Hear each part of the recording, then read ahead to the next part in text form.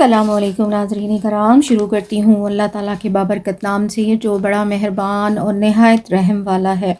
آپ صلی اللہ علیہ وآلہ وسلم کی انہی صفات کا شہرہ سن کر حضرت ختیجہ رضی اللہ تعالیٰ عنہ نے تجارت کے لیے اپنا مال پیش کیا۔ آپ صلی اللہ علیہ وآلہ وسلم نے ان کے غلام میسرہ کے ساتھ ملک شام کا سفر کیا۔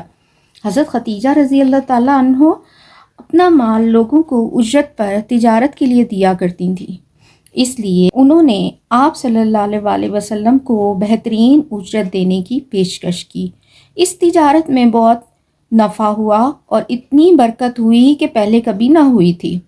حضرت ختیجہ رضی اللہ تعالیٰ عنہ نے جب یہ حال دیکھا تو بہت خوش ہوئیں، اور پھر غلام میسرہ نے بھی ان کے بارے میں بتایا، اور یہاں تک کہا کہ دھوپ میں 2 فرشتے ان پر سایہ کیے ہوئے تھے۔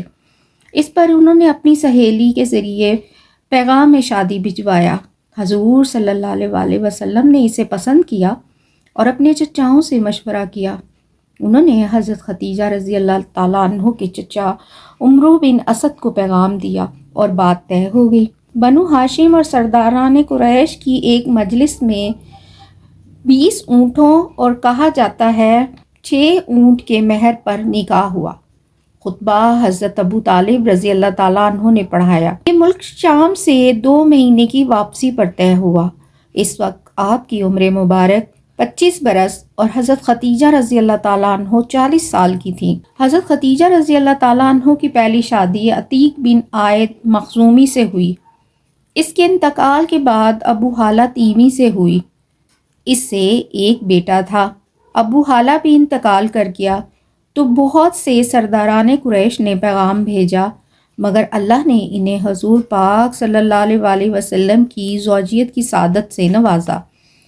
آپ صلی اللہ علیہ وآلہ وسلم کی یہ پہلی بیوی تھی اور آپ کی زندگی میں دوسری شادی نہ کی، اور آپ صلی اللہ علیہ وآلہ وسلم کی تمام اولاد بھی حضرت ختیجہ رضی اللہ تعالیٰ عنہ سے ہوئی۔ صرف حضرت ابراہیم ماریہ قطبیہ سے تھے۔ حضور پاک صلی اللہ علیہ وآلہ وسلم کی اولاد قاسم، زینب، رقیہ، ام کلثوم اور عبداللہ تھے۔ تمام بیٹے بچپن ہی میں انتقال کر گئے، جبکہ تمام بچیوں نے عہد نبوت پایا، اسلام لائیں اور ہجرت کی۔ سب کا انتقال آپ صلی اللہ علیہ وآلہ وسلم کی زندگی میں ہوا۔ صرف حضرت بی بی فاطمہ رضی اللہ تعالیٰ عنہ آپ صلی اللہ علیہ وآلہ وسلم کے بعد 6 ماہ تک زندہ رہیں۔